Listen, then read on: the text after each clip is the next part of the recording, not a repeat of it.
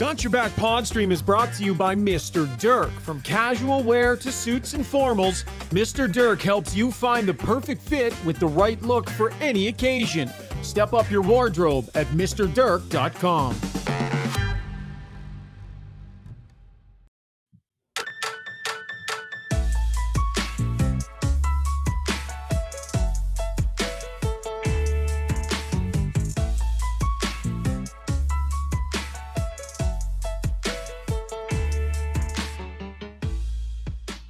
Well, I guess that's one way to start the season. Again, 2 years in a row, the Oilers come out with a gigantic thud to start the regular season. Smoked by the Winnipeg Jets in the home opener. Welcome to Got Your Back, folks. Ryan Rishaug. I am mobile tonight, heading back in the direction of the Adrenaline Diesel studio. Getting set for the show tonight. Of course, Adrenaline Diesel is a Caterpillar recognized and authorized dealer and repair facility. For expert service for your Cat engine, visit adrenalinediesel.ca. Our show, presented by Play Alberta, the official gaming partner of all the major Alberta teams. Whoever you cheer for, Play Alberta's cheering you on. Bet on your favorites, get in on odds boosts, and make game time more interesting.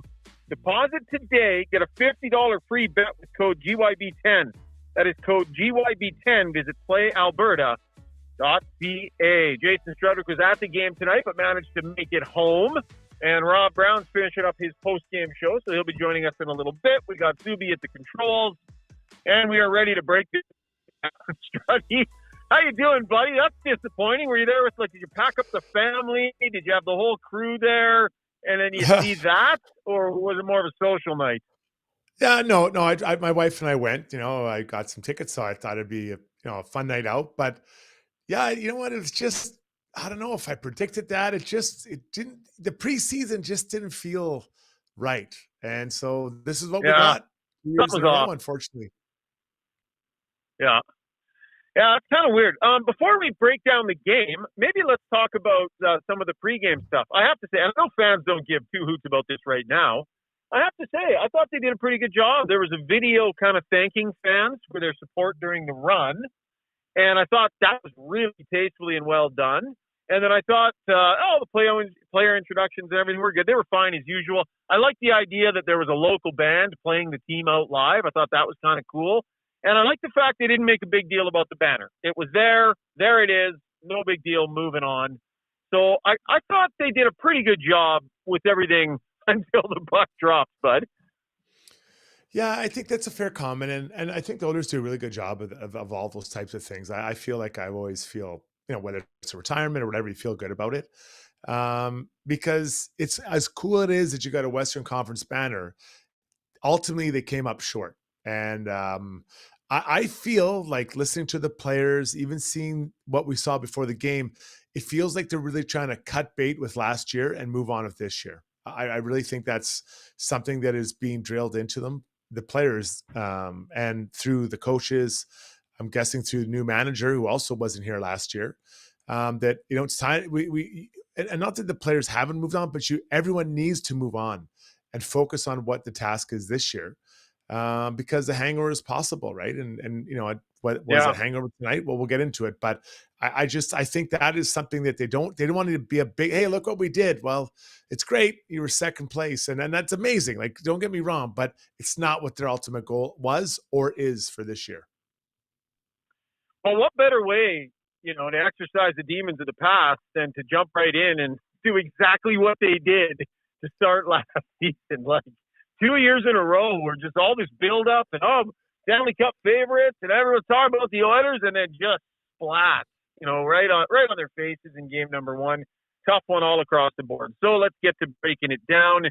And our breakdown is brought to you by Alberta Ram Dealers. The Ram Big Haul event is on now. Get up to $94.50 in discounts with a no-charge Cummins turbo diesel engine on 2024 Ram heavy duties. Check out your Ram dealer today. Fantastic, spectacular-looking trucks inside and out. So every facet of the game was not good enough, Struds. Some more worrisome than others. So I guess maybe let's start with the defensive side of the game, because really so much of the buildup was about how this D was going to look. we're not pounding on panic buttons. We're not nothing like that. It is one game, but at the same time, Struds, this is an overriding concern about this group, and they didn't exactly do a lot to inspire confidence about how it's looking in the early going here. Okay, that is an amazing question, Shocker. But for the second show in a row, I'm going to hijack this and I'm going to take it No, back to things I was what? saying. Yes, so this is what I want to talk about. Okay. At the beginning of the preseason, I said 2 or 3 games would be plenty for the big guys and for other people. They played many more than that. And I truly believe early in the season and in preseason, you create and or change habits in practice. I don't believe you do it in games, or it can be done in games early or in preseason. I don't believe early in the season or in preseason. I'm on record saying that. So as I was sitting there watching tonight, we saw guys falling down. We saw just quick little missed assignments, little extra details that mattered, especially in the early going. I know even initial play by Bouchard and just a bobble, just not quite sharp, and a breakaway the other way, and Skinner stood up to the task. So, you know what? I don't want to say I scream and say I was telling you so. I told everyone that I truly believe you have to do it through practice and games. You can feel you're not going, you're not ready, but I believe playing hard defense, you learn and you train yourself and get ready for that in practice and not in games early in the season. So that's what you're left with, right? You're left with that today, what we saw. And, 2 years in a row, I can't remember what happened last year with Jay Woodcroft. And quite frankly, it doesn't matter because this is a different team. But Shocker, I really feel strongly about that. And it's, okay. So let me stop you in your tracks for a second. Because like, as a guy who goes to all of their practices, Struz, I'm telling you, this is not a poor practicing team. Connor McDavid works his ass off in practice. They have a pretty high work ethic day to day in their practices. As far as I can see, it's not a group that is la-di-daing their way through their preparation. That's not what I see. So I'm thinking a little bit more like, are you talking about the exhibition games themselves as being practice for the regular season and not getting the proper habits in place? Because I'm with you all day long. We all said, oh, no big deal. It's just exhibition. It's just exhibition. Sure, it's just exhibition until you come out in your hot garbage for real because you weren't able to flip the switch. So exhibition and being crappy in exhibition doesn't really matter until it mattered because you didn't seem ready. No, so I'll clarify my position. I'm not suggesting the team doesn't work hard. I'm not saying that. But by adding in 2 extra exhibition games compared to others that played 6, that's less practice time. And I believe in practice is where you really refine the details of your game and get pop to your defensive play, right? Just layer after layer, you make sure we know what we're doing. So again, I'm not saying they're not working hard, but when you don't have those additional practices, especially as a team, you're not getting those details dialed in that was required. So, you can keep playing games, we got to feel it better. Okay, I get it. But I don't think you change it early in the season in games. You change those or set those up in practice. Okay, let's keep it big picture then. We'll whittle it down to the D in a minute here, but you took it in this direction. So this is a couple years in a row where the Oilers are picked by the pundits. Right? Most of the pundits out there, many of them were picking the Oilers to get back to the final, if not win. And I know players trying to go into a bubble and try not to pay attention, blah, blah, blah. They know what's going on. So it's a couple of weeks of practice and exhibition, just a big build up to the regular season, all the hype about how good they're going to be. And it just feels like 2 years in a row, Struds, maybe this group didn't react really well to that build up. Is there something to multiple weeks of how good they're going to be and then stepping on the ice and it's not even close? I don't think that's a coincidence that it's the expectations and the results on night one are what they are 2 years in a row. Well, it may be, but I think that the second year they'd have been through it already. So I would thought they maybe would have adjusted. And I'd never been through it, so I don't know what that adjustment is. But maybe you adjust to, do something different than he did last year where it kind of happened. So, listen, I'm not saying the season's over or anything like that, but I feel strongly that you improve your defensive play in practice. And I think when you play too many games and you're not able to practice as a team enough and get those foundations booked, as because other teams played 6 games, they had the same amount of days as the Oilers, but the Oilers put an additional 2 in there. So now you're at 8 instead of 6. That's a number of practices you can't refine it. So yeah, you know what, a tough start, and it's I guess that the silver lining is that it wasn't quite as bad as last year, but there are just some of the same things. The PK not dialed in, just those little details. Like I think Knobloch talked about it a bit. Like they're kind of in the right place, but not exactly. Like just hammering down on that battle and just being there and that sharpness. And also that could be, they're still hungover from the playoffs. Like it's not that long ago, they were in game 7 and I felt it. My wife was with me. She felt it. She's like, man, this is a lot less energy in here than it was, whatever it was, June 15th. And I agree with it. So I've never been through that. I don't know what that's like to come down off that now to try to build it back up. And so I think there's a lot of things for them to kind of sort out here that maybe they can be done in practice, although they don't have as much practice time now with, day off tomorrow, and then they get after it on Saturday, Sunday. Okay, let's dig in on some details now on specific players. We were all waiting to see the Emberson and Nurse pairing and how that translated and how they looked. By the end of the game, 2 of the 3 pairings were changed. Clearly some tough moments for Ty Emberson tonight. I felt like there were some nerves in the early going for him, Struds, which is understandable. And I think people need to remember the guy's played 30 NHL games, for goodness sake. But just overall, I mean, and they're the ones that did this. I mean, they put this guy on their second pairing, and he's needing to play like a second pairing defenseman here. So break it down. What do you think of 49? So as many shifts as I could, I had the ISO cam on Emerson because I really wanted to get to see him, against a good team in Winnipeg. And I'll say this, his head is up and he's willing to try to make plays. Like he looks like he's really trying to, break pucks out and make nice passes into different areas. I think at times he's trying to force it, and it could be attributed to nerves or trying to maybe do too much or just outside of his skill, not outside of his skill set, but just trying to do too much when maybe an easy play was a choice earlier. But he really has a desire to make the good hard play, or he tries to make a pass. Like when I say a play, make a pass to someone who has speed and try to get it out of there. It felt like, and especially in the first period, there's a couple sequences, and I want to remember well where Nurse gets a puck behind the net, and Emerson's in the right corner, and Nurse kind of skates towards them, and Emerson just stays there. And one Winnipeg forechecked the 2 of them while everyone else was changing and got the puck back.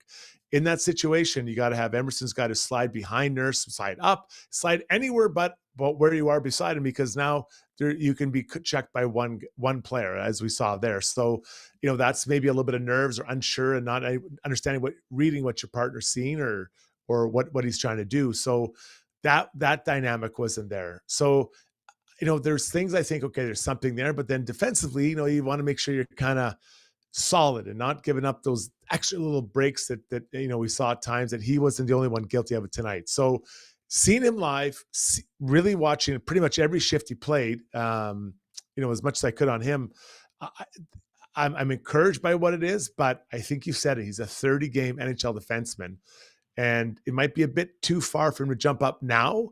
It'd be nice if they had somebody that could start in the third. He could be in the third, then move up to the second spot rather than starting in second and now sliding down to third. So, it's nothing's changed. They still need a second shot right defenseman, but it is really early on this youngish player. How about Travis Dermott? Yeah, he jumped in there beside Nurse, and same thing. Like he had a couple hard, finished a nice hard check that I actually thought was hidden from behind in that third period. When he slid over there, he's playing his offside, and I think it is a bit of a challenge, but it's not as hard as everyone thinks. I think he can play it. I think we know what he is, right? He's a guy that can move the puck decently, decent size, tries really hard, but I think that's a bridge too far for him as well, beside Darnell Nurse. So I don't know. I mean, I think Emerson has a higher upside than Dermott because of where they are in their careers. But I don't know. I just don't. I would be feeling somewhat uncomfortable as a coaching staff rolling that out, just because I just don't think they're there in their careers right now. Sugar. What did you see from those two Yeah, guys? early on. Yeah, so with Emerson, I like the way he moves, and I think there's the skeleton there of a pretty good player. I think he has a chance to develop into a pretty good player. He's still very raw in this league. So I like the way he moves. I agree Yeah, with you, kind of head up. He's wanting to be a guy that can take the time and make the right play. And I think as he gets more calm and composed, I think that's a good base to work from. The other thing I like, Strud, he already shows more willingness to finish checks than Cece did, like already. And I like that. He's looking to he finished a couple of pretty good checks tonight. Bigger guys, wasn't afraid to drop a shoulder. I like that. So some good early signs just in terms of just at least being willing and kind of playing the game like he's thinking about it. But there were some tough moments for sure, man. The nerves were there, the bobbles, some misreads. They were out there for a few. I agree with you. I was disjointed with Nurse, although they've only played a couple of games together. So it is what we thought it would be in the early going here. How much can it improve and how quickly? Hey, maybe it'll be a lot better next game. And I agree with most of what you said there on Dermott too. Like, he is what he is, right? He was a guy that came in on a PTO. Well, there's a reason for that. So it's thin back there. But Struds, they're going to need better goaltending. I mean, they're going to need better goaltending. This was not a good night from Stuart Skinner. I didn't think. Now, the head coach kind of said he didn't think any of the goals were bad. I don't agree with that necessarily. But it was a tough one from Stuart Skinner. Zuby, I believe we have some Skinner postgame. So let's get to that. Brought to you by Weiss Johnson as we go to the sound box. The cold is coming. So time to get that garage heated up. Enjoy the luxury of a warm vehicle or a heated man cave this winter. Visit Weiss-Johnson.com today. Weiss Johnson, whoa. Stuart Skinner, post-game. Here he is. I mean, I feel terrible about what happened tonight. It sucks, especially when you do it 2 years in a row. You just don't want to believe that you're going to have a crappy start again. And again, it's one game, so, we got some games here coming up where we can change that up. And that's completely up to us and how we show up. Struddy, your thoughts overall on Skinner's night? Yeah, well, I mentioned the play. If you didn't see the game, there was a bobble by Bouchard on the blue line as a breakaway by probably the second worst guy you can have happen on that team in Scheifele instead of Connor. And he makes a save. So I'm like, okay. And then he made another nice save, kind of a pad save, pretty quick after that, a left pad save. Like, okay, he's feeling it. He's on it. But, the Winnipeg Jets got some pretty good looks. There's, what did he let? Was he 5 goals? I think he let 5 goals in. And I would say the one that I didn't like the most was the Connor on the power play, walking off, kind of got through his arm and to the right side. I think that's one I'd like to see him stop. I don't think he was the reason the team lost. Yeah, I wouldn't say, it's all on the goalie's feet. But when you see, 4 or 5 goals and 10 shots at one point, that's a pretty hard one to understand. So, Stu, he's similar to last year. He's going to have to kind of get his game in order rather quickly in front of him.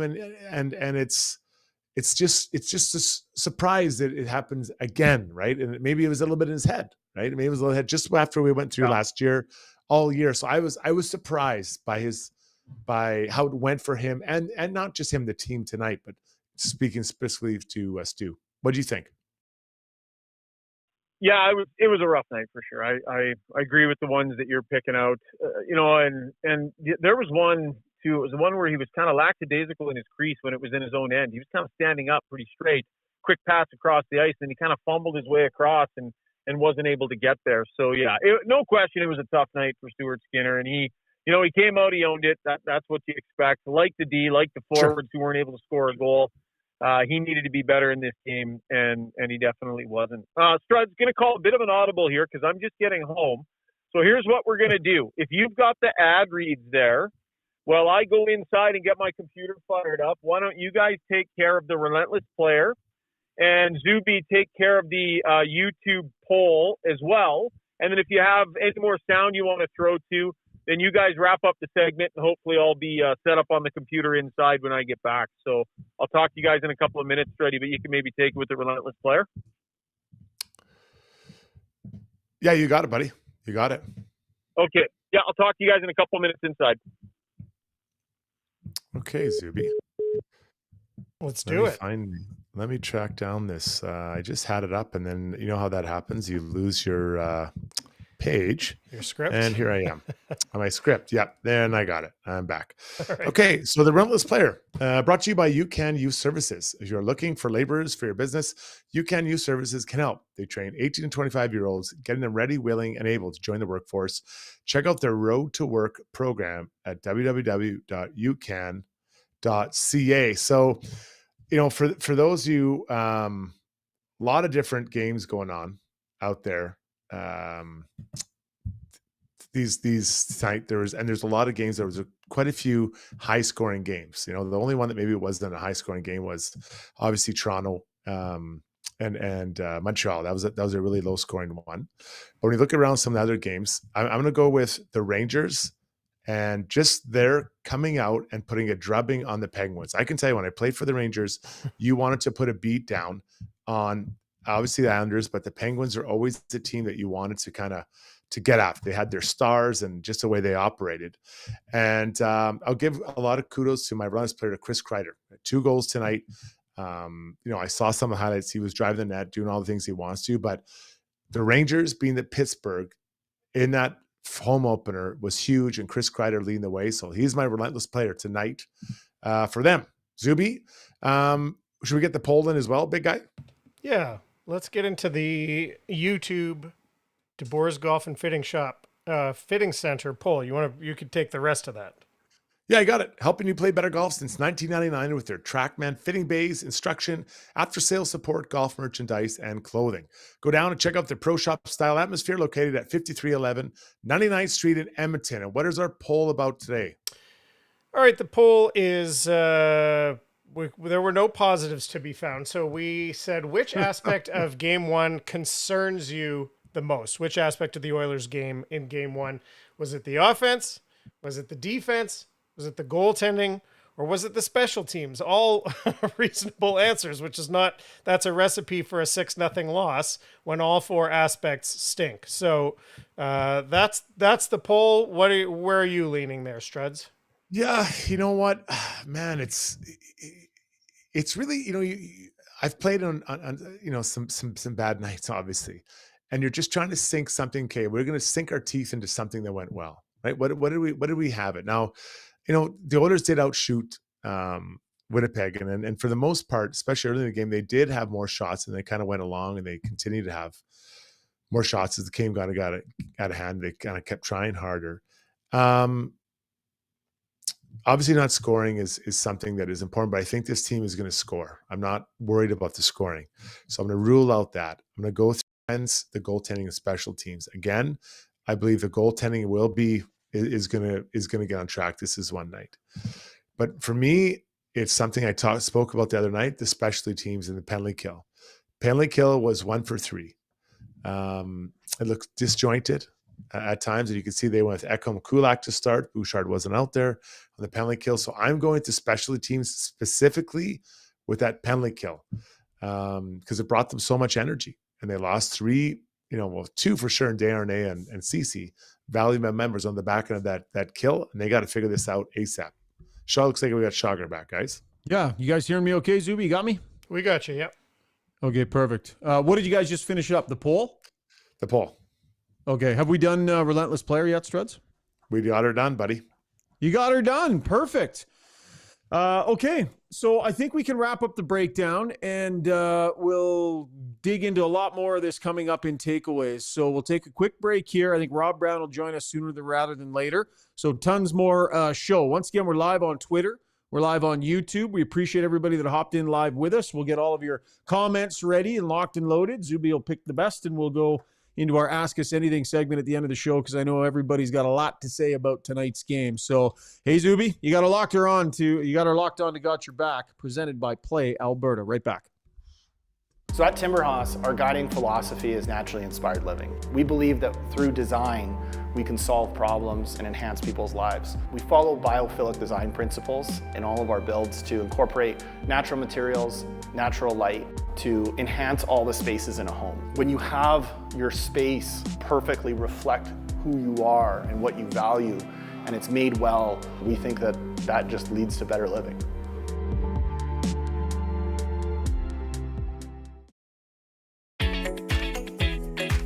Ready to go all in this season? Mr. Dirk's got you covered with express on-site tailoring, a wide selection of craftsman-made suits, sport coats, and casual staples for every occasion. Score big with Mr. Dirk. We've always got your back. Visit us off White Ave, south of 102nd Street, or browse online at mrdirk.com.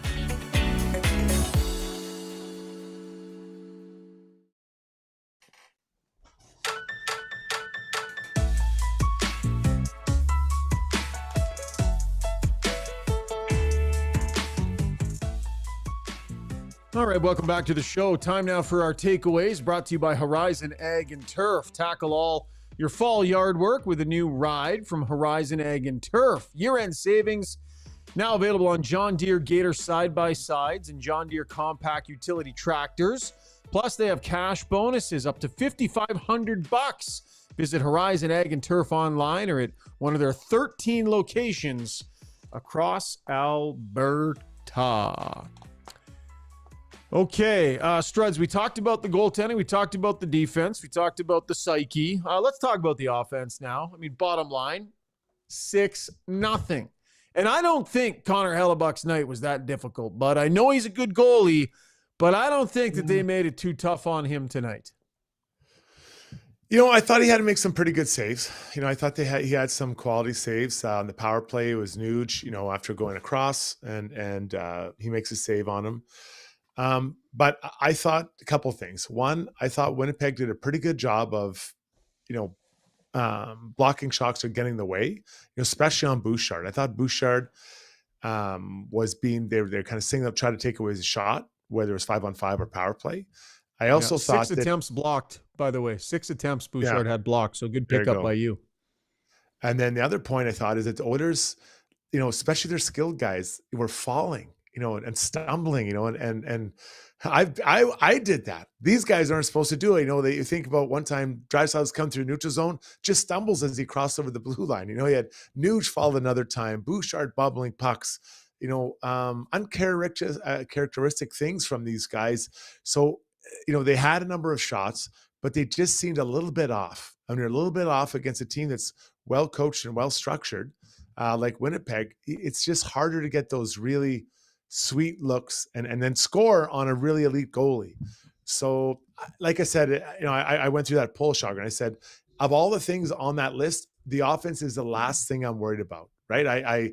I'm focused on specialty teams. I think goaltending will come around. Then the way the defense, and not just the D-men, but the overall team defense and their attention to detail there. But the offense, they just seemed a little off. Like it, in some ways, they looked a little bit like an exhibition game, the way that they were skating and kind of fumbling around at times with the puck and without it. Yeah, it seemed once Winnipeg woke up, it was sort of like, oh, that was our first sign of regular season hockey. It was Winnipeg, right? I thought the Oilers actually weren't bad to start. It was sort of like, okay, but it's still, and then all of a sudden Winnipeg fired it up and we all went, oh yeah, okay, that's what it looks like. Winnipeg definitely found it a heck of a lot quicker than the Oilers did. And then they found themselves stumbling and bumbling and trying to match what they brought. 4 shots on net, 4 attempts, or actually 9 attempts for Jeff Skinner. He did have 4 shots. Was dash 1 on the night, but played 13 minutes and 56 seconds only. We saw the line changes that Chris Knobloch decided to make in the third period, Struds. What did you think of Skinner on the left side with Draisaitl and Arvidsson? Yeah. I think that Skinner is going to have to up his compete level for pucks. You know, there were times where it was like a 50-50 puck and he just didn't quite get there, right? Or, you know, you're just a little bit behind and, you know, reaching for pucks. When you play with Leon and when Leon's on, he is a bull and he is fighting for pucks. He is on that puck. And I talk about putting your nose over the puck. That's a strong position. You're right over and you're just fighting for that puck. And I didn't see that enough from Skinner. And that's, he's going to have to come into that way. Now, to be fair, he's played on a team at Buffalo for a number of years where that probably wasn't demanded, right? You can ask for it, but they weren't that good a team. Whereas here, when you're That's not his playing, game, man. That's not his I game. know. He's never been that player. Right. But you come to a team that has aspirations of winning Stanley Cup in game 7, or sorry, that's unfair. In the playoff run, that's how you have to compete, right? You have to fight for those pucks. And that's something I think he's going to have to add to his game, looking forward. So I hear you. I get that it might not be what his game is built around, but you need to do that because you have to get uncomfortable in your game because that's what is expected because everyone else is doing it. Connor McDavid does it. I look down to C97 do it and I'm, 53 on the bench. I'm like, oh man, I better get going. If he's doing it, I'm pretty sure I can do it as well. Yeah. I do like the fact that they're in a relatively small amount of ice time, just under 14 minutes. I like the fact there were 9 shot attempts. That's what he's there for, and that's what you got to be thinking. So, small little positive there, but I agree with you on the battle level. The other thing too with him, he's going to have to buckle down on the wall in his own end. Like, that's such a critical piece to be good at when you're playing on a line with Leon Draisaitl because that's where the rush starts. Or that's where the rush often ends. And if you can't get the puck onto 29's tape, you're not lasting on that line flat out. And so I don't think he was terrible there tonight, but did you see the one where he looked off Draisaitl? So he got the puck on the wall. Draisaitl swung in close support, like with his stick on the ice, just like skating by like this. And he looked off Draisaitl and fired a cross-ice pass and missed Arvidsson. And I'm pretty sure it ended up in the back of their net in the next 15 seconds. Mm-hmm. So, keeping it simple on the wall, get the puck to 29, buckle down on that half wall. You have to survive on that line. Yeah, and listen, this is, what was that, what even been their 5th and 6th and 7th period together? I think if I my math is correct on how many, so it's really early. And I think that, he's going to go back and think about his game and because he's a smart player. I would characterize him as a smart player out on the ice. He understands how to make it happen and how to play with Leon because you do need to filter the puck to Leon. When he's the big man skating through, you give him the puck and wherever it is, because then you're going to get he wants to get it back to you. Right? He wants to get it back to you, or he wants to give it back to you, but you have to give it to him for him to be able to have that ability. You know who I wanted to see more of tonight because I thought he was good. I thought he made good plays with the puck. I thought he was smart in his own end. I thought he looked like he was ready. Guess? Anyone? I was going to say Corey Perry, but I think you're going to say Paul Colson. No, I'm going to say Henrique. Oh, I like that. I thought Adam Henrique was decent tonight. Yeah. I thought Henrique was decent tonight. Well, the third line, and that's what Knobloch said after the game. He felt the third line was, he was asked, was the fourth line your best line? He said, well, our third line was pretty good. He liked the way they played. I think they were the only line that didn't get scored against tonight, I believe. And I liked Henrique's game tonight. So when they started shuffling the lines around, I understand wanting to just leave that line together because they're playing well.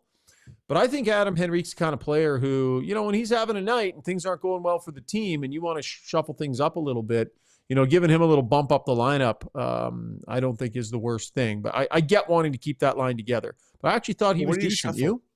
So, I mean, listen, you guys know I'm a big fan of Adam Henrique. I like that line. So let me ask you this. So if you move him up, let's just say you just move him into the top 6, who slides into the 3C spot? Yeah, that's a problem. And is it Janmark? Yeah, it's a pretty significant problem. So good point by you. I do not have a retort to that. You're right. You're either elevating Derek Ryan or you're putting Janmark in there. There's not an option. Yeah, there just isn't. Nuge, I guess, if you're bouncing Nuge out, but you wouldn't really necessarily want to. I don't think you want to put Nuge on the third line. You're not. He belongs in your top 6, especially if you're trying to get things going. Right. No, and I hear. I understand. So that's. I think that you got to try to have that's what do they call it? The spine. What's the big word we use now? There's a spine down the middle. You like your center's the spine of it. And so, I think Henrique, Brown, and Janmark are a strong, and I think that's maybe a safety net. I don't know if well, you would have noticed, but that they started the game with that line out there. And I think that's hey man, this a line I trust, and not that he doesn't trust Connor and Leon, but this is a line that we want to get out there and we feel good about the energy they bring to start a game. in that moment. I'll say one thing I didn't like. I didn't like how he put Connor and Leon together. And this is why. I think that the game was out of hand. They weren't coming back. Leave the guys with their line mates so they can work things out. And so because they had a while together, it was Connor, Leon, and Corey Perry, who I thought was noticeable tonight. But just leave the lines as they are so guys can try to work your way through. I mean, you're not coming back, man. Like it's not happening. It wasn't happening tonight on the comeback trail. Yeah. How do I feel about that? You're pulling it's too early. It's too early, I think, to go to that play. But they weren't feeling it. It wasn't getting any better. It was getting worse. They were getting smoke showed. Like Winnipeg just kept scoring. So at a certain point, you look like a dummy just standing there, not changing anything, just rolling the same lines over and over again while you're just getting thumped. I don't know. Anything else, but leave those two apart. Okay, and that I'll accept that point. Don't just go to throwing those two together, trying to look for magic. You know what? Throw Nuge next to Draisaitl. Throw Skinner out there with McDavid. Like maybe just throw a couple of things at the wall and see if anything sticks and whatever. But I can get with the idea that you don't have to go nuclear. Well, but it's the first game of the year. You're obviously not coming back when you start putting it together. So what are you discovering about your lineup by putting those two guys together? I don't think you're discovering anything, or what? Well, I think you're just hoping to get a couple goals on the board, though. He's just hoping to get a few goals on the board. Like not necessarily, probably he's not thinking they're going to win, but like not get shut out, not get a goose egg. But find something, get the offense going. You lose 6-2 or 6-0. Does that really matter? Yeah. I would like to try to find, something and see someone else playing together. So I don't know. I just, as I was sitting there watching, like, I don't agree with this right now. I don't think that's the move at this point. Yeah, that's an interesting one. Zuby, I think we're going to try and get Brownie in here in a minute, but let's go back to the Weiss Johnson sound box. Zuby, I'm not sure exactly what other sound we have. I believe Matthias Ekholm on the defensive play. Oh, you went back to my picture. Went back to the sound box, didn't realize that was still there from earlier. Yeah, all good, buddy. No worries. Go ahead, Zuby, what do you got for sound? Just tee it up and roll it, buddy. Yeah, we got Ekholm here. This is a good one. When you come off the game tonight, it doesn't feel like that either, that you were hemmed in. Some nights you're just like, oh my God, I couldn't get out of my own end, but I didn't feel like that.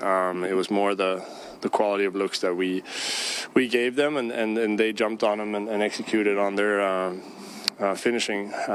So kudos to them, but I think it's more on us that we know we got to make it harder on them. Yeah, sense of urgency defending was an issue. Have we heard from Leon Draisaitl yet, Zuby? Nope. Did we grab him? Go ahead. Yeah, roll him if you got him. Okay. Could certainly be a lot better offensively too. Create more looks for ourselves, get more on the inside. I do think we had enough to score a couple, but obviously it wasn't meant to be. I got one here from the coach too about just that the Jets are a tough team to rebound against when you give up goals. Perfect. Roll it's it. tough to rebound against a team like this. Last year they were the best defensive team in the league, so when you're giving them goals, it's tough to get them back. And offensively, I thought we generated enough. I thought we had enough chances. Wasn't our best night offensively, obviously without the goals, but their goalie played well, and we didn't finish any chances off. But that part wasn't horrendous. But some of the defensive stuff that we did was pretty bad, and I don't know if there was many mistakes, but the mistakes that we made were just not good enough. All right, Zuby, are you working on getting Brownie in? Yeah, we're just having a couple little technical things. Okay, here's what we'll do. Well, you work behind the scenes to get Brownie in, because before we I'd like to hear a few of his thoughts here before we end this segment. So in the meantime, Struddy, let's get you set up and ready to go with the scoreboard. And now that the regular season is underway, we figure we would just run through what happened around the league tonight. And by the way, we're thrilled to to welcome Canadian Club to the podcast. The second release from the limited edition award-winning Canadian Club Invitation Series is hitting shelves this week.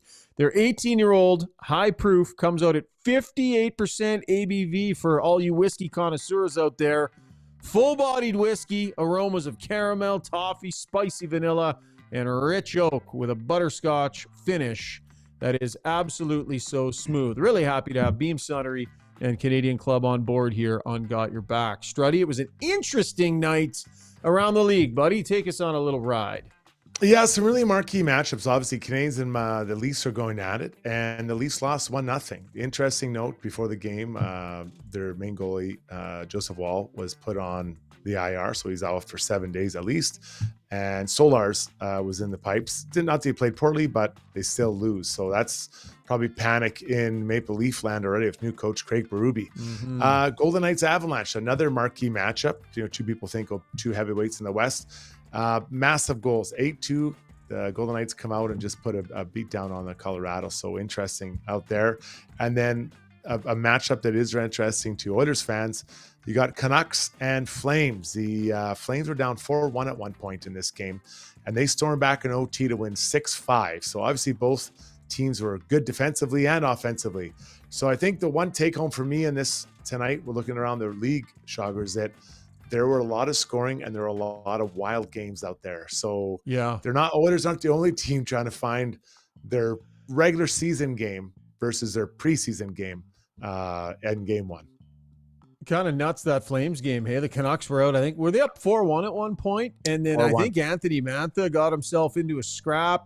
Apparently, I haven't seen all this, but apparently that's a highlight pack worth watching. JT Miller threw a big hit, and Mantha had the Gordie Howe hat trick, and the Flames end up coming back in that one. Yeah, it was quite the night. I'm gonna get into Strud's world. I went through the sequence of what happens with JT Miller and all that and Mantha, but it's you look at the scoreboard and you're like, okay, well there's we got, and then I already mentioned earlier, 6-0 Penguins lose to the Rangers. You got 6-0 Jets. You got 6-5 Canucks and 6-5 Flames and 8-4 Avalanche. So tons of goals this I guess third night of the regular season. You know what I mean?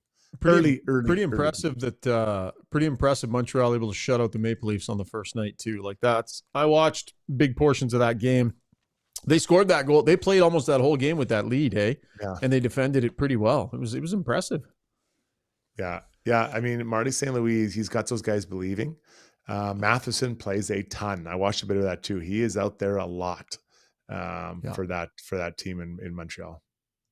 Zuby, how are we making out with Brownie, buddy? I don't know. Let's bring him in here and see if we have audio. Brownie, can you give us, or we're going to do it on the fly? Well, that's a really good picture of me right there. I look like I'm having more fun than I really am. Your hat's all I don't know where that is. Well, I don't even know where that is. It's certainly not here where I am in my basement. That looks like I'm on an ocean somewhere.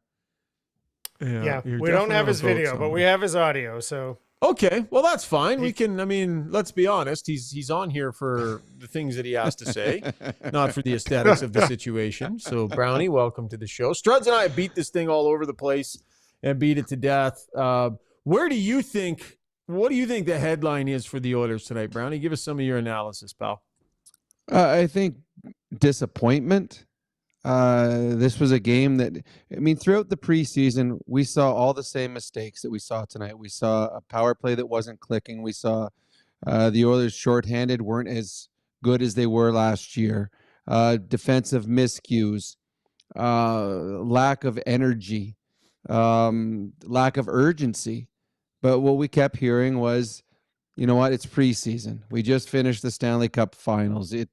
Wait till we get to the regular season. We will turn it on, but we didn't. The Oilers looked like they did in preseason. They looked lethargic at times. Their power play wasn't good. Their penalty killing wasn't good. They didn't get a save. Every goaltender, I believe, in the Oilers preseason had a below 900 save percentage, and tonight they did again. So I don't think it's cause for panic, but I certainly think that what we saw in the preseason, we saw tonight. And there are some warts on this team. I said it before and I say it again. I do not believe the Oilers today are as good as the Oilers that were in the Stanley Cup playoffs. I think they lost some players, and I'm not sure they have found the players yet to replace them. Mm-hmm. What would be and this is our poll question, Brownie, what would be your biggest concern at this point? So you got special teams, you got the offense getting shut out, you got the defense specifically. What else was there, Zuby, on that one? Goaltending? Did I say that already? Special teams, goaltending, offense, and defense. Yeah. Brownie, I would think I think they lost Broberg, Ceci, and Desharnais. And I know that Broberg was overpaid. A lot of people didn't like Ceci here in town, and Desharnais was a seventh defenseman at the end. I don't believe that they have found a defenseman that's as good as any of those yet. Maybe Emberson becomes that. But Stetcher isn't. Dermott isn't. And Emberson, I thought, really struggled tonight. So I think, to me, the biggest concern, and we talked about this, and I know that you mentioned it a few times earlier in podcasts, where the Oilers are going to need to find a defenseman. When are they going to have to find it? Well, I think tonight you saw the warts on the back end. There were some big mistakes made on the back end defensively. And because of that, Skinner's going to have to be better. He's going to see more grade A scoring chances against, because I believe the defense that the Oilers have right now are going to make more mistakes, big mistakes, than the defense they had last year. Struds, I don't think we have the clip. Did you hear Chris Knobloch after the game, the thing he said about how he was asked, exhibition season wasn't great, at what point do you start worrying? And he kind of said, you point to the weekend. After the weekend, I think that's when you really start looking at it. So last year, it was like, it's just one game. It's just one game. It's no big deal. Okay, re-rack it. Oh, boy. How do you not counterpunch against the Canucks after they embarrassed you? Look, we know we're a good team in here. And it just kept going, and it kept going, and it kept going. And so, I wonder at what point Knobloch trusts his group to flip the switch, Struddy, but it sounds like there's a limit, and, a couple more games here, and you got to see it. Yeah, and and Brownie, I'll share the point I made with you, or with Rishaug earlier. I said that, they had 8 preseason games, and that takes away from your practice time as a team. And I do believe, I always felt that I got better in practice as far as my details defensively, or whatever my details I want to work on. So the team has a day off on Thursday. I'm assuming they'll practice Friday. It can't be hard because they have back-to-back. So a lot of what they're going to have to do, or try to adjust, or what they were trying to adjust, will have to be through video or talking it through, more than, let's have 2 hard practices where we really kind of figure it out. So it'd be interesting to see how they rebound. Now, the teams they are playing, especially Chicago, isn't as strong, but I do like the practice round. I know how you feel about it, but I don't think it'll be that easy just to flip the switch after on the things they require to work on. Well, I agree with you on that. And it also goes back to what we talked about during preseason, why it was game 6 when we saw the second line put together for the first time. Why the first time Darnell Nurse plays in a game, it wasn't with Emberson, who they thought was going to be his partner. Things like that, where you're trying to find chemistry. And we saw tonight there was a lack of chemistry. And I heard you talking about it while I was sitting here waiting, that moving Connor and Leon together again and flip-flopping the defensive pairings. And I understand your point, Struds. It's, okay, you're trying to find a second line. It's supposed to be Leon with Arvidsson and Skinner. It hasn't been working, but this is supposed to be your second line. So why are you putting Connor and Leon together? Because we know what they can do. And they're really good when they're together. And I understand you want to get a spark. And then you flip-flop Emberson and Dermott. Like, if Emberson is the guy you want in your top 4, if you want him playing with Nurse, I know he struggled, but let him find some chemistry. So I agreed with you on those ones, Struds. Let them fight through it. I mean, you're the ones that got us into this hole tonight. Fight through it. Because if this is what we want going forward, you need more reps together. And I don't know if they gave them enough reps. This was a very good team at the end of last year that made some big changes. And I think that right now those players are trying to find their way in. I think you've got to live with the problems and to see if they can correct themselves before you start changing things up. Yeah. I think those are some excellent salient points that you two make. That was Takeaways, brought to you by Horizon Egg and Turf. When we come back, Brownie will deliver his brownie points, Struddy his Struddy's World, and then we will get to Ask Us Anything. You got it locked on to Got Your Back, presented by Play Alberta. Still lots of show to come. Specializing in heavy-duty commercial truck powertrain repair, performance, tuning, and part sales, Adrenaline Diesel's professional team is ready to assist you with all of your needs, from the simplest oil changes to engine conversions, overhauls, and engine modifications. Featuring an all-new online parts store and machine shop to manufacture, replicate, or repair parts, visit adrenalinediesel.ca.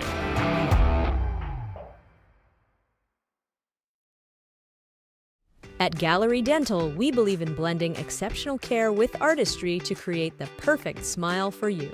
From routine cleanings to advanced cosmetic procedures, our team is dedicated to providing top-notch care in a relaxed and comfortable environment.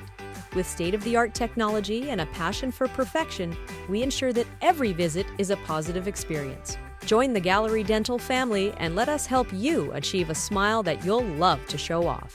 Contact us today at secolandentistry.com.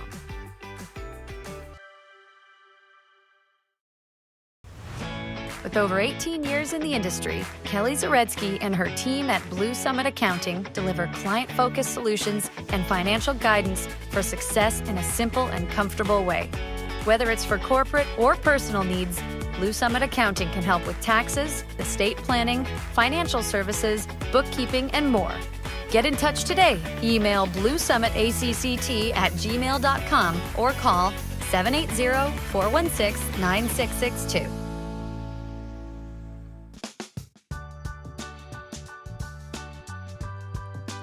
Time now for Brownie Points, brought to you by Hamel's Premium Jerky. Need a unique idea for your team or school's next fundraiser? Hamel's can help your organization raise money by customizing a bunch of different options of their world-famous jerky, over 13 flavors, and an all-new jerky and pepperoni bundle. Something for everybody. Check out albertajerky.com for more. Brownie, love the picture, buddy.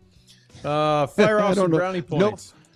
No idea where that's from. But anyways, you lose 6-0. We're going to be taking a few things away. I'm minus 40 to the Edmonton Oilers because it took 40 minutes for the Edmonton Oilers to go nuclear with Connor McDavid and Leon Draisaitl. I agree with Struddy earlier. They don't need to see that. Let's see what you can find with the players that you have and what you're trying to build here. I got another minus 40 for the Edmonton Oilers. Ty Emberson, all summer long, they talked about CC for Emberson. Emerson's going to be in the top 4. He's going to play with Darnell Nurse. They played 40 minutes tonight, and they switched those two up. Again, if that's your thought, if you're going to play him there, kid's got 30 games in the NHL in his life. You know what? Let him play the final 20. Try to find a little bit of chemistry with Darnell Nurse. I have got 107 brownie points to Connor Hellenbuck, Shesterkin, and Montybo. Those 3 goaltenders combined for 3 shutouts tonight with 107 saves, including a 48-save shutout by Montybo for the Montreal Canadiens. I've got 1 huge brownie point to GYB, Got Your Back, the first phone call on the new 880 Ched. I guess, yeah, just 880 Ched was a phone call about GYB, asking about when my good friend Jason Strudwick really realized that he was going bald. We had a good 4-minute conversation with this gentleman who's a big fan of the show. That was the first phone call on 880 Ched today. And finally, I got 2. You don't see this very often. I got 2 big brownie points to Mantha and to Miller because there were 2 Gordie Howe hat tricks tonight in the Canuck Calgary Flame game. Now, I watched the end of that game. That game was fantastic. I don't know if you guys saw it. The Flames were winning by a goal. They got their puck control, and Backstrom comes down and tries taking a slap shot from just outside the blue line into an empty net. Quinn Hughes makes a save, wheels it up, hits Miller. Miller goes down and ties the game up. And then Zari, I think it's Connor Zari, I think that's his name. Unbelievable, beautiful overtime goal. The Calgary Flames do not sleep on the Flames. They've got enough talent that if you bring a B effort, you will not beat them. The Vancouver Canucks found that out tonight. Well, Brian, I have to say, man, you're in regular season form. Those are some quality brownie points tonight, Struddy. What do you think? Yeah, very high quality. Very high quality. I love recognizing the goalies with the 3 shutouts. It's nice. I bet you as a goalie, it's nice. It's like a player scoring a goal early in the season. You know, you get a shutout early. I think you feel good about yourself. Well, I don't know. Did you guys notice tonight after the game, because Winnipeg got the puck in the neutral zone with about 2 seconds left and the defenseman backed in, how excited Connor Hellebuck was about the shutout or about the win? Like, he gave a big knee up in the air and a couple extra. He just went into Edmonton, who many have picked to win the Stanley Cup, and shut them out. And he was great in this game. Now, a lot of it was shot effects, and it was after the game was out of hand, but he was excellent in this game. The Oilers are not going to get another team's B effort. And I think the Winnipeg Jets, and the way that he celebrated Connor Hellebuck, he was pretty excited about this victory in Edmonton. Well, the other thing to remember about Hellebuck, guys, is he had missed a couple of days of practice. I believe it was for some personal reasons, and I think we know. But he put in a little bit of work yesterday, got back on the ice today with his team. So it sounds like it's been probably a rough few days for him. But he got in there and was excellent. And the only team in the league that gave up fewer than 200 goals last year came in here, and Hellebuck was very, very good for them, and they shut out the Edmonton Oilers. That was Brownie Points, brought to you by Hamel's Premium Jerky. Roll the intro, Zuby. Time for Struddy's World. When you make a mistake, heads should roll. It's not right. And I'm here. Someone has to put their foot down. Now that I say it out loud, it does sound a little crazy. Gotta look good.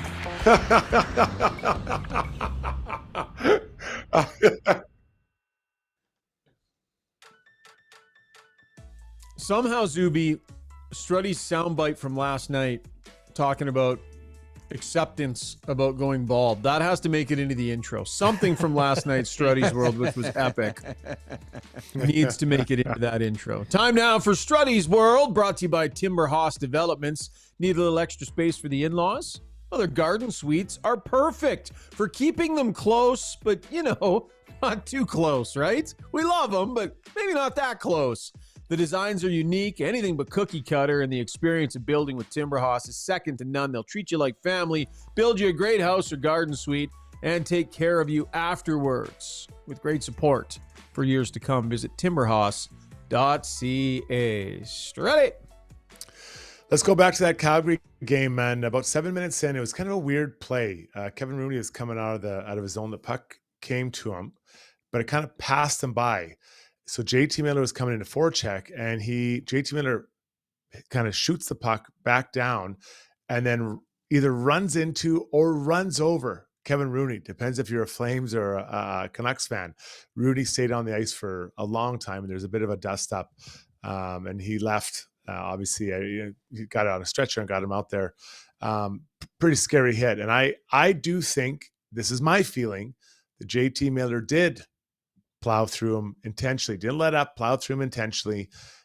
Maybe he felt that the puck was going to be on Rooney's stick. I'm not sure, but he was at a bad distance. Rooney was probably 6-7 feet away from the boards, got hit into a weird way, hit his head against the boards. So I hope he'll be all right. Now, obviously people were upset with the Flames, or the Flames were upset about JT Miller's hit. So people are going after him. And I was blown away to see it was Anthony Mantha. Anthony Mantha goes after him and tries to get him to fight. He won't fight. He takes a penalty. Then at the end of the first period, JT Miller finally thinks, okay, we're going to fight and let's just get this over with, because you're going to have to deal with someone. And he fights Anthony Mantha. And JT Miller is a pretty good little fight. At the end of the day, they both kind of end up on the ground. So that's how you get your Gordie Howe hat tricks for both those guys. So good on Anthony Mantha. That's not usually his pattern of play, but it's interesting. And I'm not a huge Anthony Mantha fan. The guy gets a Gordie Howe hat trick, guys, but doesn't have one hit in the game. Not one hit. Not one hit, but he had a Gordie Howe hat trick. So does it count? Does it still a Gordie Howe hat trick if you don't have a hit in the game? So, kind of a crazy game in many ways down in Calgary. But I'm sure we'll be talking about this hit with JT Miller tomorrow, because Flames fans will be wanting some kind of suspension for it. I don't know if you guys saw the hit. I do think that just looking at it, went under with the intention to hit Miller, to hit Rooney. Brownie, I don't know what you thought, but is it suspendable? I don't know. I just saw it. I was in Studio 99 on the big screen, so I only saw it once. And when I saw it, the one time I saw it, I thought it was a clean hit. I mean, I haven't watched it over and over again. And the angle that I saw, it looked clean. It looked ugly when Rooney banged his head because he kind of had that whiplash where his head hits against the board. And that's scary. It really is. I've only seen it once, so I don't want to put my name on this one. But the one time I saw it, I thought it was clean. Yeah, so I'm just watching it a few times here from a couple of different angles. And what I'll say is that the pass came for Rooney, and he kind of missed it. It slid underneath his stick. And I think Miller was like lining him up to hit him because he thought he was going to have the puck. But then the puck bounced off Rooney's stick right to Miller. So Miller then played it with his stick, but still finished the check on Rooney as though he had the puck. So it's a little bit awkward, Struds, in that it's like, you know, it might have been a little bit late had you know, if you think about if had Rooney had like passed it away or something like that, maybe just a touch late, but certainly an aggressive play by Miller. I don't think it'll be suspendable from what I see here. Like it wasn't a cheap, he didn't run him from behind. He didn't, you know, there wasn't anything in terms of the contact that he made that I think was too illegal. Just a little bit awkward in the timing there. I think what I would call it is an unsuspecting player.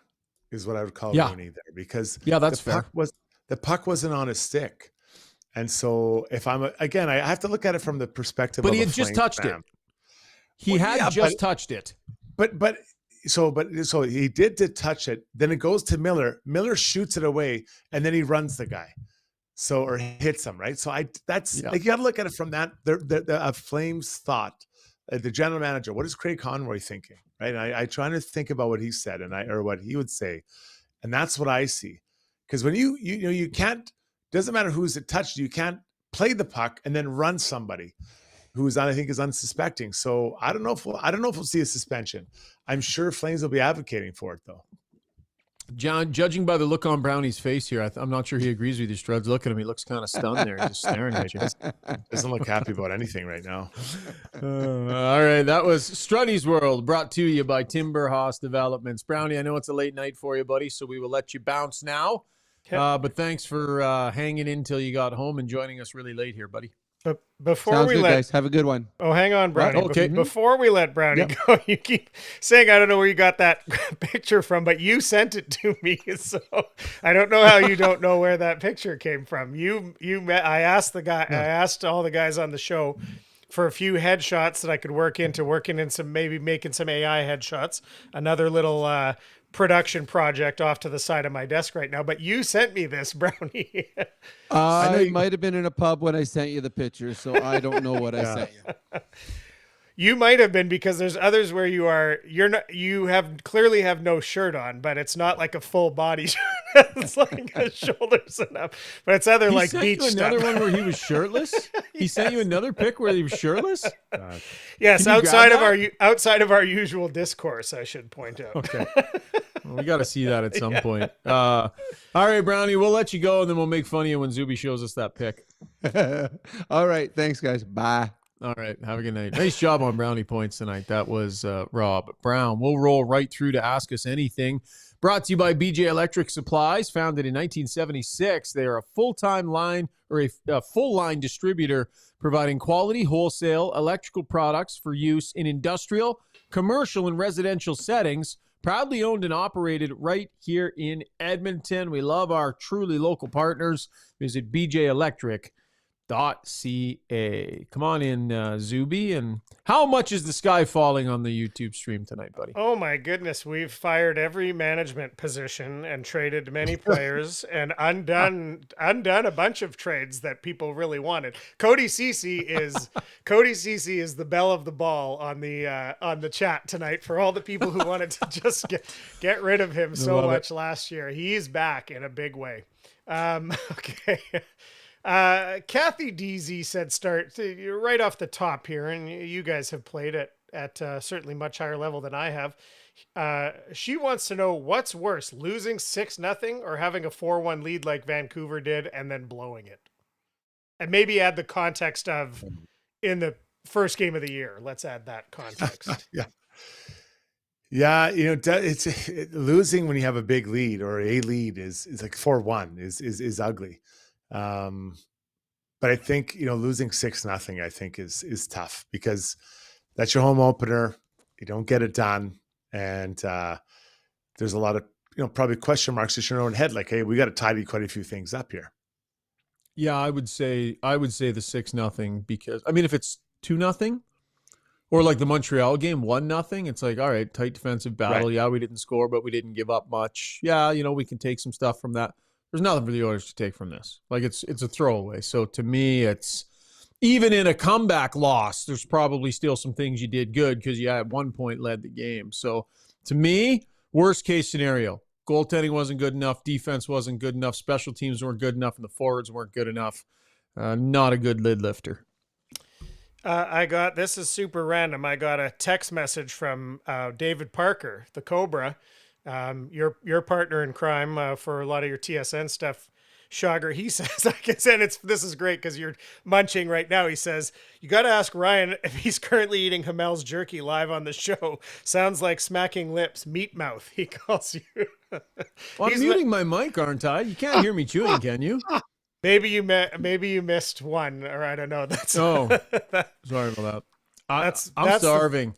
That's my first text from Parker in probably a decade, but it's good to hear from him. It started with, hey, is this still Chris? You know what he did? He texted me to chirp me, and I just ignored him. Yeah. I'm like, beat it. I didn't even respond. So then he goes around me and goes to you to try and get on the show. He wanted to get on the show tonight. So. Okay. Yeah, exactly. Thanks, Cobra. Quaddy says, slow team, disjointed, zero detail, not even close to ready. Those are all good points. Is not being ready, is that the headline? Were they just not ready tonight? I feel like you say that about a U13 team, right? You weren't ready to go. And I think there's a hangover and a letdown, after coming off what they went through.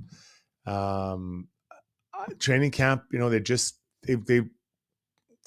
didn't feel like they got it together and the new pieces haven't fit together yet. And I think that's a challenge for the group. Because look at like the line that was together, Henrique's line, they were good. Although, and Connor's line they had some chances. Like Connor flew up the ice one time, went backdoor to Hyman, and nice play by the D-man. So there were some chances there, but the other two lines, although the fourth line wasn't bad either. So maybe that second line is wearing some of it. Then the D, I think we've chronicled their kind of challenges of fitting each other together, right? Yeah, and I think the criticism, is fair, especially when you start like this. The idea that there was a lot of turnover on this team and a lot of new important combinations, and it didn't feel like a high enough percentage of the preseason was prioritizing giving those changes a chance to sit in and, get some reps and that sort of thing. So here they are, they come out, they look disjointed in game one.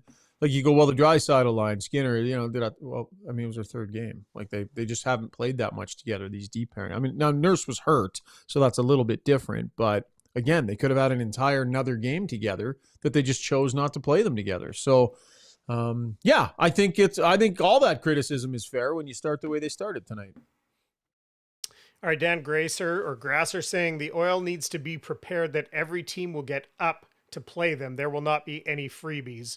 We've touched on this a tiny bit tonight, but do you think that's going to be a big factor in this season, Struds? Since when is that new? Sorry, I'll just jump in there real quick. Since when did that become a new thing? Because they went to a cup final. They've had Connor McDavid and Leon Draisaitl on a pretty damn good team for a few years. Anybody sleeping on the Oilers in the past? I don't think so. Yeah, I'm with you. I was going to say the same thing. I just don't. You don't want to get embarrassed by the world's best player. So I think you're ready to play, and you want to put a good show on against the world's best player. Okay, Machine Gun Yanmark saying Podkolzin sticks out as a positive because he actually consistently provides a physical element. You can't just build the Globetrotter team and expect to win every night. I liked what I saw of his game tonight. Some hits, a couple of big hits, especially early. What did you guys think of Pod's game? Was he a positive? Yeah, I like him. I like him. He had a couple tries to get to the net. I liked he and Corey Perry together. I think that Corey Perry was moving well tonight, making plays with the puck and had his half-court offense going. I always time, because you can see obviously someone else liked him because he got to play a bit with Connor and Leon. But Paul Colton, I think there's a player in there, and I think that there's low expectations offensively for him. And I wonder if that doesn't free him up to just say, I'm going to go and play and do my thing. Because in Vancouver, I think the expectations were way higher as a top 10 pick, Shoggy.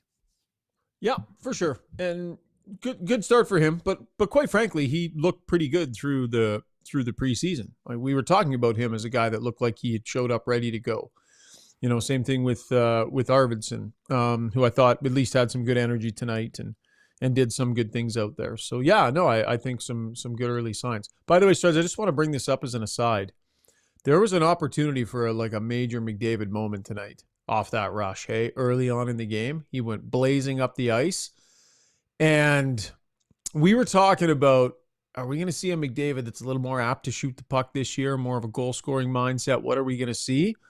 And he had a chance to take that to the net and take it hard to the net and shoot it, but he dished. And that right there, it was kind of like this early sign to me, like you would have loved to have seen him, blaze up the ice and finish that off with an aggressive play to get a shot on net. What did you think? Yeah, I mean, Zach drives a back door, right? And that's kind of they've scored a number of goals like that. So I could see that that's the play, and kind of get everyone's beak wet, especially early in the game. So yeah, but I his hear own what you're beak saying. wet. Yeah, but yeah. I mean, last year 100 assists. He had no shots on net tonight, man. He had no shots on net tonight. Yeah. Like, oh, and that is. I mean, again, I think I want Connor McDavid thinking the game in a way where he's no doubt first game of the year. I'm taking that to net and I'm shooting it. Yeah. You know what I mean? I can't worry about the offense. That is, I'm not. It's not even of the four things we talked about. It's about the 50th thing down the line that I'm worried about. They're going to score. It's everything else behind that. So that is not even he's going to get his 100+ points. So I don't know. I have a hard time getting worked up about that one. Yeah. All right. Wade Manning says, different coach to start the season. Same stinker start. This is on the group. Panthers came out and put the Bruins down yesterday. So anyone who wants to point to a Stanley Cup hangover, or is it different if you lose versus if you win? Is there a little extra jam to start the season if you go deep, if you win it? I don't know. Yeah, it's the same group. And I feel like this group doesn't do things the easy way. I really feel that seems to be a repeated pattern here, Shogger. So I mean, no one, I don't think anyone watched the preseason and say, man, they're going to come out flying. But again, the energy tonight in the building was just, everyone kind of seems a little bit down. It's kind of like, Monday we got to go back to work now after 2 awesome nights, right? And you're kind of sluggish and not really going. So I think it might take everyone, including the fans, to kind of get them going again. And sure. Maybe, Yeah. A tough start. These first 4 games might be what kickstarts them. Maybe it would have been better if they start on the road, guys. Maybe that would have been a better thing for them. 4 games on the road starts the season. Yeah. I like Trizent here. I want Connor McDavid thinking like Connor McDavid, not Ryan Rishaug. So fair point. Fair point by you there, Trizent. Fair point by you. Zuby, let's do one more and then let's get our play of the day and get out of here. Yeah, last one. This actually ties into the poll. This was kind of, and we'll do that as well, kind of a write-in additional answer to the poll, though some people said, can I vote all of the above? But there were a couple people, and one specifically retail gamblers, saying, I think the loss of speed in the lineup from last season, as mentioned here, is going to be an issue for this group. Did you guys notice that tonight? I know the coach was asked about it. He kind of brushed that off. Did you guys feel like speed was an issue for this team tonight against the Jets? It's one game. I'm gonna have a hard. I do like speed in the lineup, but it's not like they've. Arvidsson can move pretty well. Skinner can move pretty well. The 2 replacements there, and Emberson skates well. He's not as good as Broberg, but he skates well. And actually, Dermott moves around pretty well as well. McLeod is the one. McLeod and Holloway are the 2 that they burn. I didn't feel like they were chasing the game, as far as being left in the dust tonight. I think it was like that last 5% of being in the right place and doing the right play at the right time. So no, I didn't feel like it was tonight. The speed was a massive issue. Yeah. All right, that was Ask Us Anything, brought to you by BJ Electric Supplies. Time now for our play of the day as we wrap up the show. Let's wrap the poll really quick. Oh, I always forget the poll. Okay, yeah. Wrap up the poll, Zuby. What do you got, buddy? On it after I let so by many DeBoers, yeah. couple go early in the season. The Very poll good. question tonight was, which aspect of Game 1 concerns you most? The defense running away with it, 58%.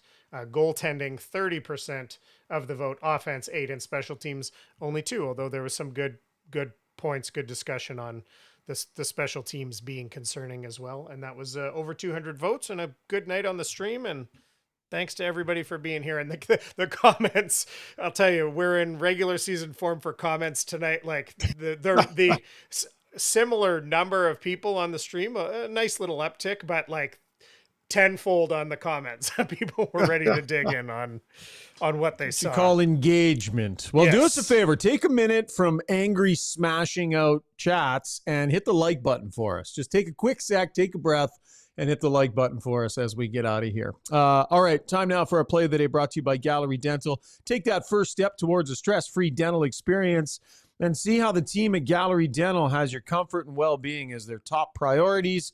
Modern dentistry for today's patient with the most up-to-date sedation, implants, dentistry, and so much more. GalleryDentalYEG.com. Struddy, play of the day.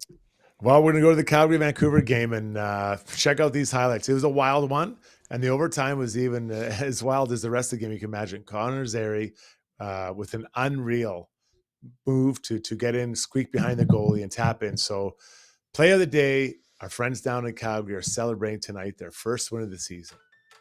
Nice. They're going to be plucky, hey?